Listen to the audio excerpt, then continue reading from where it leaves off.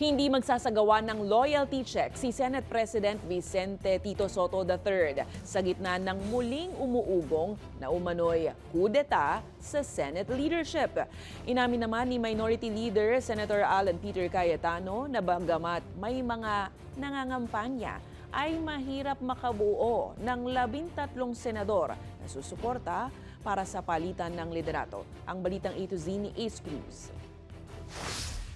Wala akong narinig na dissatisfaction. Yan ang sagot ni Senate President Vicente Sotto III nang matanong kung suportado pa siya ng majority black senators kasabay ng online reports itong weekend sa umano'y panibagong kudita sa Senate leadership.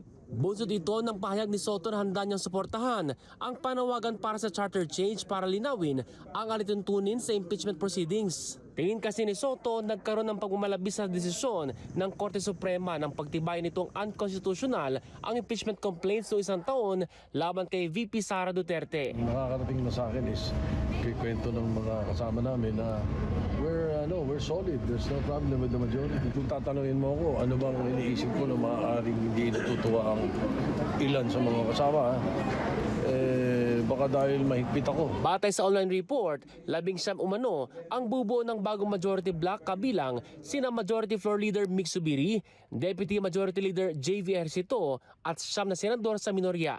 5 senador naman ang umano'y bubuo sa bagong minority block, sina Sotto, Senate President Pro Tempore Panfilo Lacson, Senator Sri Ontiveros, Francis Pangilinan at Erwin Tulfo. Pero ayon kay Senator Erwin Tulfo, wala namang lumalapit para hingin ang kanyang boto. Usually, pag change of leadership, ito tawag eh. Ayon kay Lacson, hindi na bagong issue at paulit-ulit na lamang ang ugong ng Senate coup. Komento naman ng minorya, Ay, wala pa ako, hindi ko alam. inamin na Minority Leader Senator Alan Cayetano na may ilang usapan pero hanggang sa ngayon, Wala pa yung 13 na yan or yung 13 hindi present dito. Ako personally, I think everyone's campaigning instead of governing.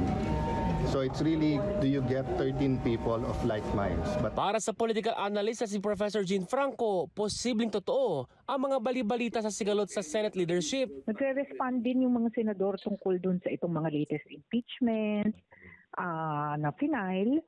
So, nagre-react sila dun. So, gusto nila syempre matingnan kung ano yung makakabuti para sa kanilang political career. Kung totoo man, marapat anya maging susunod na Senate President ay yung may paninindigan sa konstitusyon.